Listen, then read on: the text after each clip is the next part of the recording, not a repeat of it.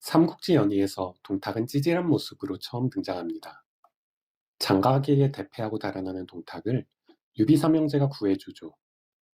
하지만 동탁은 유비가 별 볼 일 없는 의용군임을 알고는 무시해버립니다. 그 이후로도 동탁은 좋게 나오는 장면이 없습니다. 희대의 악당인 것과 별개로 동탁은 머리가 나빠서 사위 이유가 없으면 아무것도 못합니다. 주변 사람들을 함부로 대해서 여포동 수하들의 원한을 사기도 합니다. 그리고 몸이 어찌나 뚱뚱한지 시체에 심지를 꽂고 불을 붙이니 기름이 많아 이틀이나 불이 꺼지지 않습니다. 연희의 내용을 종합해보면 동탁은 총구석에서 태어난 흙수저로 초고도 비만에 무식하고 난폭한 인물입니다. 굳이 장점을 찾자면 완력이 세다 정도죠. 이쯤에서 의문이 생깁니다. 어떻게 저런 인간이 한나라를 집어삼켰지? 최고 권력자가 되는 건 운만 좋아서 가능한 일이 아닙니다. 동탁은 희대의 악당, 아니 악마였지만 능력은 갖춘 인물이었습니다. 우선 동탁은 사람들의 마음을 얻는 방법을 알고 있었습니다.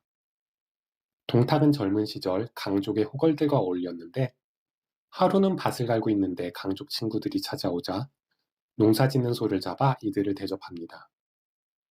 이에 감동받은 친구들이 가축 1,000마리를 동탁에게 보내줬다고 합니다. 이후 반란을 토벌하는 공을 세워 비단 9,000피를 하사받자 전부 부하들에게 나눠주기도 합니다. 이처럼 동탁은 재물을 아끼지 않고 주변에 나눠주어 사람들의 인심을 샀습니다. 삼국지의 초반부를 기록한 후한서의 동탁 열전을 보면 다음과 같은 문장이 나옵니다. 성격이 난폭하지만 꾀가 있었다. 동탁이 단순 무식한 인간은 아니었던 겁니다. 황건적에 난 이후 동탁은 장원의 수하로서 변장 한수의 반란 토벌에 나섭니다. 그런데 아군 부대가 보급로가 끊겨서 패하고 동탁의 군대도 적에게 포위되어 위기에 처합니다.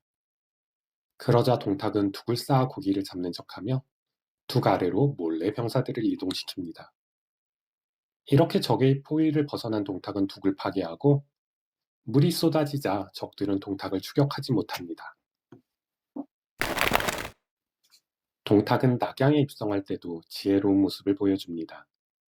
하진이 십상시를 토벌하기 위해 지방 군벌들을 불러들이자 동탁은 조정에 표를 올려 십상시 토벌을 다짐하며 명분을 확실히 합니다. 그리고 낙양의 불길이 치솟자 서둘러 달려가 황제를 소나기에 넣습니다.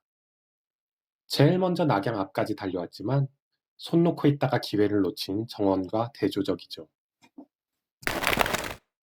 그 다음 동탁의 행동이 대박입니다. 동탁이 낙양에 들어올 때 거느린 병력은 3천에 불과했습니다. 하지만 동탁은 닷새 동안 한밤중에 군대를 몰래 성 밖으로 내보내고 날이 밝으면 그들을 새로운 군대처럼 꾸며 성에 들어오게 했습니다. 덕분에 낙양 사람들은 동탁의 군대가 수만 명의 대군이라 생각하고 두려워합니다. 이후 죽은 하진과 정원의 군대를 흡수하니 동탁의 군대는 낙양 최대의 세력이 됩니다.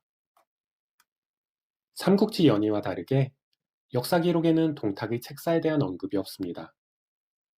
이유는 동탁의 명으로 헌제의 형인 소제를 죽인 것이 전부인 인물이지요.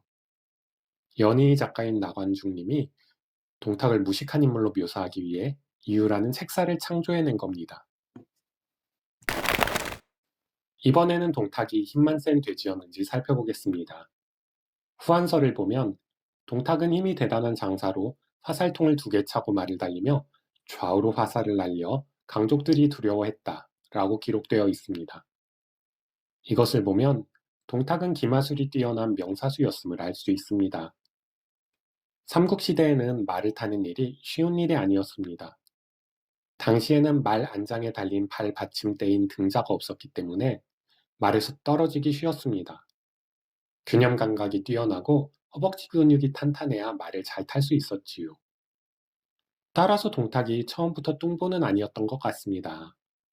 서량에서 강족 토벌로 이름을 날릴 때는 덩치가 크지만 근육질이었을 것으로 추정됩니다. 이후 낙양에 들어와 말 탈 일이 없어지고 산의 진미를 즐기다 보니 살이 찐 것 같습니다. 죽었을 때 초고도 비만이었던 것은 정사에도 나옵니다.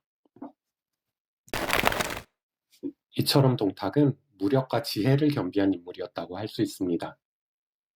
다만 악마 같은 성격과 형편없는 정치력이 문제였지요.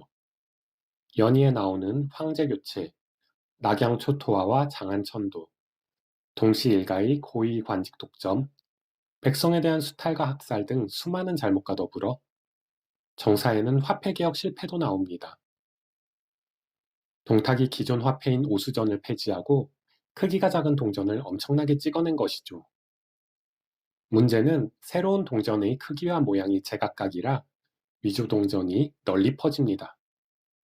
심지어 위조 동전이 동탁이 만든 동전보다 더 정교했다고 합니다.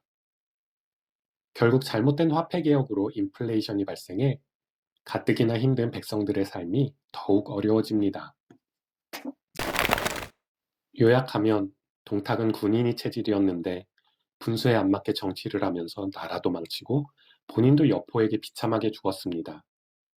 다음 시간에는 삼국지 최강의 무장은 여포인가?에 대해 다뤄보겠습니다. 감사합니다.